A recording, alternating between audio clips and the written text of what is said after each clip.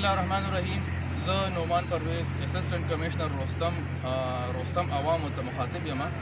زما د دې ویډیو جوړولو مقصد نن دا دی، څنګه چې تاسو له پته ده چې ډیپټي کمشنر مردان دفعه 144 په لامبو باندې اوبو ته په نږدې تو باندې لګولې ده. نو نن چې کوم دی نو پولیس ډپارټمنټ موږ یو جاینټ وزټ د مچي نهر کړی دی او زما ټولو ته دا یو درخواست دی، پیغام دی، خاص طور پر والدینو ته چې تاسو خپل ماشومانو باندې خصوصي نظر ساتئ. د رستم نهرونو ته خوړونو ته دې ته یې مه پرېږدئ. داسې نه چې یو افسوسناکه سانحه موږ ته راپېښه شي.